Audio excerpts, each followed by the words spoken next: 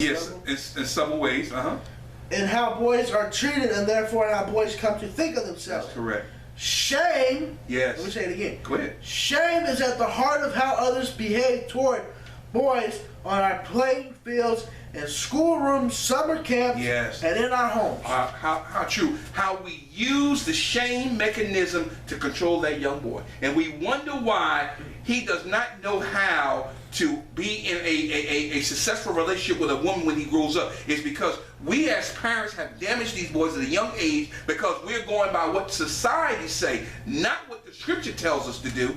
That boy needs to learn how to show his emotions, not in a feminine way, but a way to release what's going on the inside of him so he can be able to have a healthy relationship and be able to communicate with one another. Good God, man.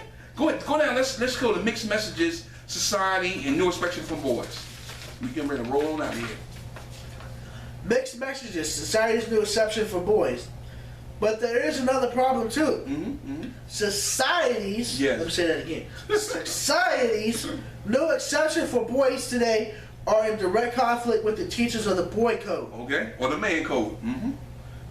Gotta watch that man card. And we have done little to resolve the contradiction. Contradiction. We now say that. Sorry. We now say that we want boys to share their vulnerable feelings, but at the same time, we expect them to cover their need for dependency. Yes. And hide. Let me say that again. And hide. My hands cramping up. And hide their natural feelings of love and caring behind the mask of masculine anatomy and strength. Yes. It's also impossible.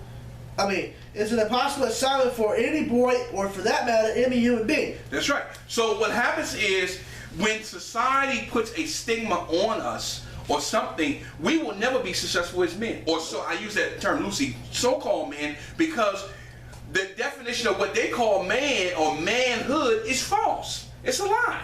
Because those are all masks that society has created for a man to wear. That's what it is. Right. So we really never see what a real man is, because society says you have to be so, you gotta be like this, you gotta be like that.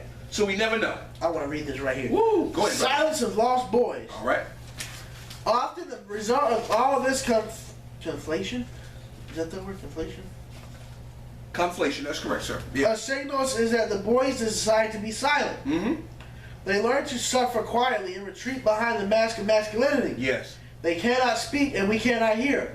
It's this silence that is often causing to those of us concerned about the well-being of boys, because it fools us into thinking all is well. Yes. We, when much may be aware, meaning it goes wrong. That a boy doesn't need us, when in fact he needs us very much. That's right. That's absolutely true. So what he said, what Brother Josh has read there, is letting you know that in essence that society silences us as young boys and as we grow older. Not only society, but the people that we are around, our parents, our friends. We put these stigmas on boys. The shame factor, what it is, comes down to the shame factor again. It shames us, so that makes us silent. So as we grow older in silence, we're never able to really communicate as we get older. Because we are basically hiding behind that mask, and that mask becomes a part of our identity. We hide. Good God. All right, let's go through this real quickly, and we're gonna get on through this in a minute. The mask many boys and men live behind. Dominant social pressures encourage many boys and men to wear a mask, which we just talked about, to hide their authentic selves behind a wall. A barrier that prevents getting emotionally close to other men and to women. That's one thing we have a problem with. We don't want to get close to nobody because we're afraid. It's our pride. It's our pride. Our pride comes into play, and then we don't want to seem that we don't know something. So that's where the mask comes in, so we can play it off like we do know. All right. Thrust into an unforgiving world of bullying, which we just talked about, one-upmanship and power struggles amongst men. Many boys and men learn that to stay safe, and that's what we do. In the world of males, they must hide their authentic true selves and pretend they are real men and suppress half their humanity. Right here, up at the top. All right, so let's move on. We're going to go through a few things on what mask do we as men hide behind. Do the first four, Brother Josh.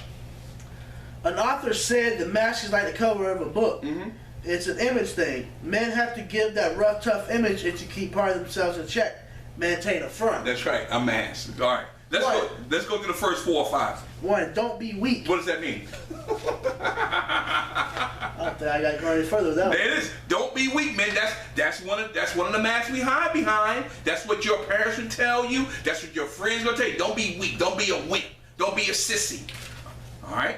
It's wrong to get close. We just talked about being close, emotionally close to a woman, man. She got you pee whipped, man. You know, got your nose wide up like a double barrel shotgun. You know, some men will be told by his friends if you got a girlfriend because they don't feel that you should be emotionally close. Hey, he got a pee whipped. Pee whipped, okay. You're funny, we ain't gonna get into what the pee whip mean. Y'all probably already figured that out already. All right, what's the next one, brother? Man up. Be a real man. Man up. Always man up. How can a man or a boy be man up if he don't know how to be a real man? Can't.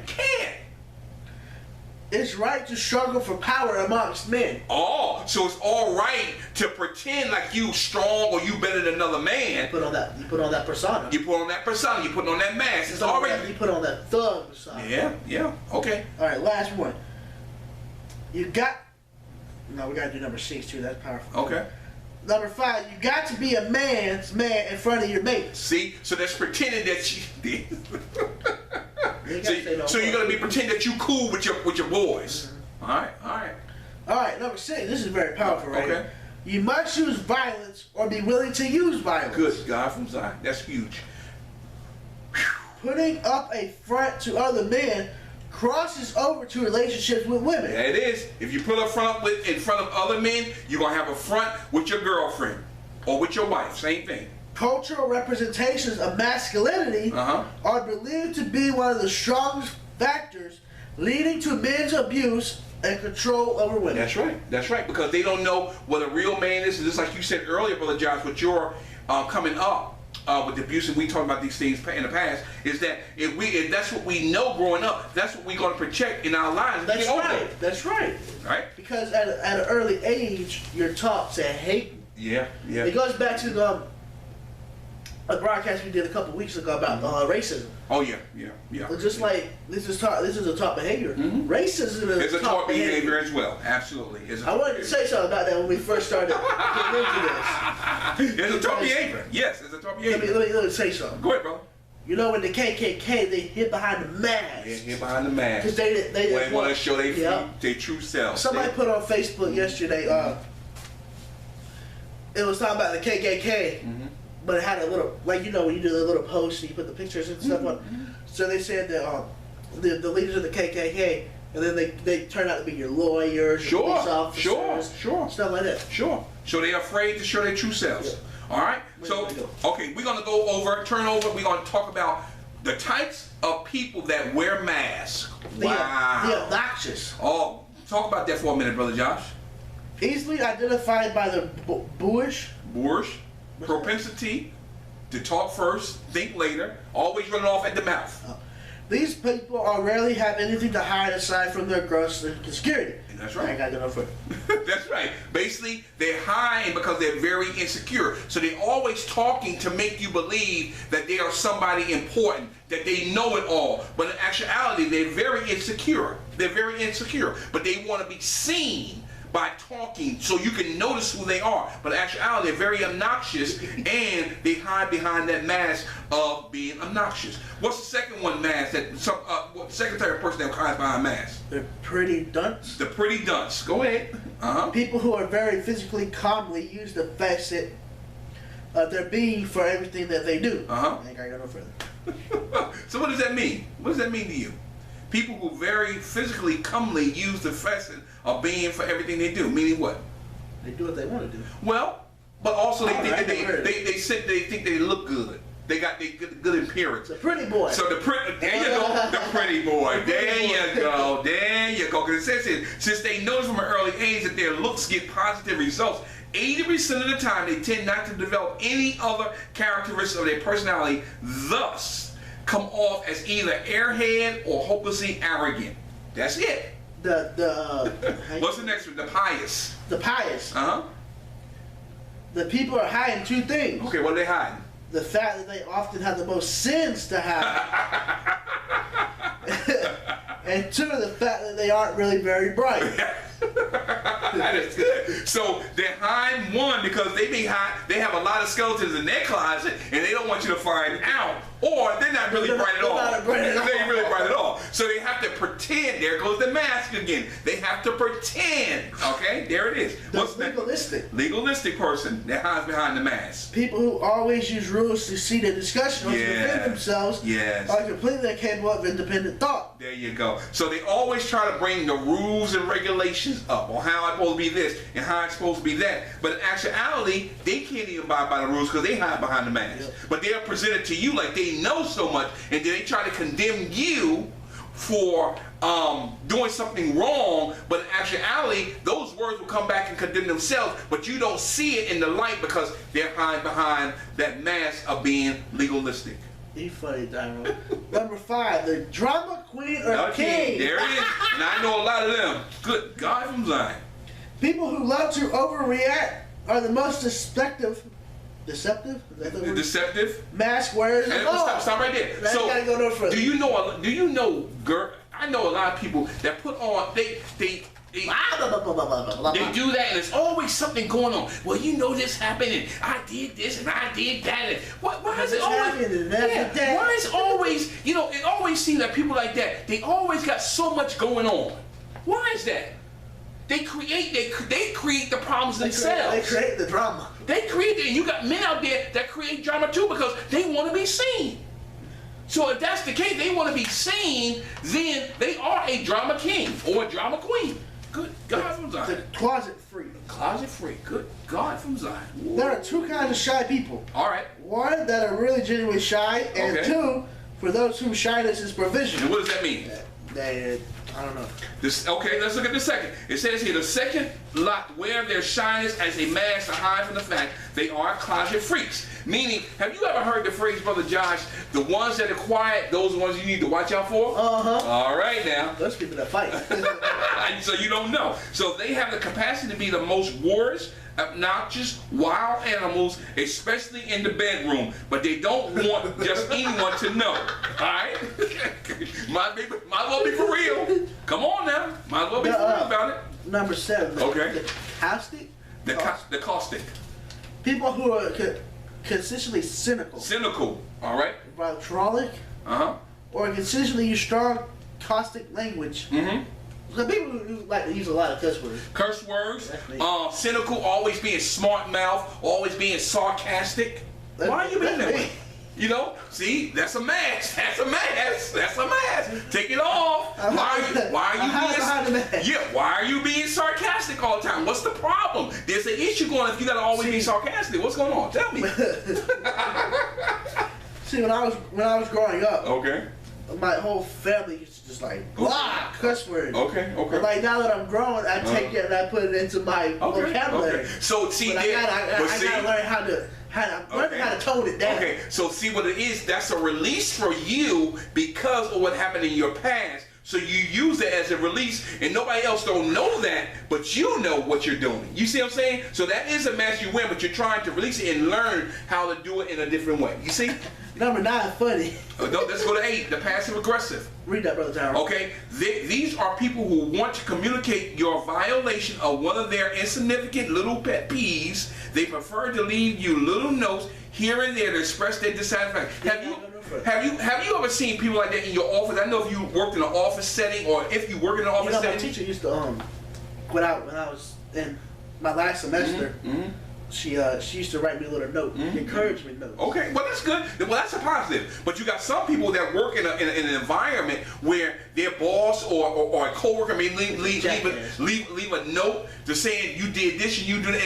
And those little pet peeves they irritate you because you know that person is not. A lot of pet peeves, bro. You know, I do too, but but see, if you're going to do that, you have to be one. If you're going to tell somebody to do something, you got to do it yourself. Right. Don't say, well, you're doing this and you're doing that, but what are you doing that's so negative? Right. What are you doing that's making, what you're doing may irritate me? All right. All right. Number 9. Okay. The wannabe. The wannabe. Okay. Go ahead, brother. That should have been the first one wrong. All right. All right. Now talk about that. What does a wannabe? Somebody who wants to be somebody that they're really not. And try to put on an air to make people like them. I ain't gotta go no further. Okay. Number 10, the restless comedian. The restless comedian. Always telling jokes. Always telling jokes. Number 11, the gurus. The gores. People who appear to know it all. I ain't gotta go no further. How many people you know out there that think they know it all and don't know nothing, but pretend that they know it all? The boastful. The boastful. Wow. We already know that. The people who like to brag a lot. All about the brag. That's right. The intellectual. Oh, the smart, geeky person. Okay. You look just like a true geek right here. Hey, brother. You know, you call me a geek, so that's all right. The bureaucratic. The bureaucratic. Okay, people who like to overcomplicate issues are actually very unimportant people who are trying to seek a sense of self-worth by creating red tape where there needs to be none. Yeah. That's just self-explanatory. Bureaucratic. The judacious. The judacious? What is people, that? The people in the courts and all that. Well, what does it say? People who like to judge. Like sum up, I determine a few bits of information about you, about your motivation. The only thing humans about those morons is they're principle befriending you once you categorically proven them wrong. And now say, yeah, they're always trying to judge you. Ain't got no further. Good God from Zion. What's the next one, brother? The politically correct. What does that mean? The people who always want to be political. Yeah, or always correct, but it always has to be in that sense that they're always correct, and that's not true. What is this? Gentlemen. Oh, you need to read this, brother. You need to read that. Lady, the other man wants to score. Come on, let's be honest about it. Come on, let's go. You funny, bro. Come on now. Ladies, every man wants to score, whether we are just your friends or more than that. Okay. Every one of us would like the opportunity to get to third base with all of you. Do I gotta keep going? Keep going. I want you to read the whole thing. We pretend to not objectify you because we want to score. We pretend to like you even when we don't because we want to score. Okay. We laugh at your corny jokes because we want to score. In fact, we let you cry on our shoulders, win arguments, buy you expensive gifts, say we love you, many admit to being wrong when we know we aren't. All for the same reason, we want to score. Right. Okay. Plus, we don't want to score with as many of you ladies. Plus, we want to score with as many of you ladies as humanly possible. Okay. Whether or not we're married, in fact, it is unnatural for any man to desire only one woman. That's right. That's true. That is a learned propensity, not found in our genetic code. We were taught monogamy by our society for the purpose of sustainable social development on an overpopulated planet. Therefore, every man wears a mask of self-control. Yes. Every one of us, we act like gentlemen because that's what we're told. Okay, I want to say that the reason why I had you to read that is because a lot of men really don't know how to be gentlemen. We can say men try to be nice women to have sex with you, but there's very few gentlemen because a gentleman is going to respect you no matter what. It's not going to be get the pot of gold at the end of the rainbow. He wants to know about you. He cares about you. He wants to be there. What you want intimacy, and that gentleman is going to be there to communicate with you. He's going to be there for you through thick and thin, and then you will know if it's a true man or a true gentleman. Now you will know that because eventually the mask will come off. All right, that'll come off. You will know that. But generally speaking, guys try to be nice to what they want. And once they get what they want, then they leave. That's not a gentleman at all. One night stand. That's right. Hit it and quit. Okay, hit it and quit it. That's right. Raw dog. That's what I always say. Raw dog. All right, let's hit these last two here. Successful corporate people. Oh, we ain't even gotta go there. That's a mask. People that wear a certain type of suit, drive a certain type of car, work in a certain type of business. All right, they're hiding behind that mask of success, but in actuality, they're really hurting. We'd laugh before we brother. All right. Your friends. Every one of your friends befriending you because of something you can do for them. And that's so true. We ain't got no front. You only have friends when you have something. All right? So that's a mask that they wear to get your friendship. So when they're in need of something, you give it to them. But then when you need something, they know where to be found. All right. What does Jesus teach us about masks? All right, we're going to get into some biblical things here. We're not going to go through all this. We're going to go through a few of these, then we're going to close it out. Go ahead, Brother Josh.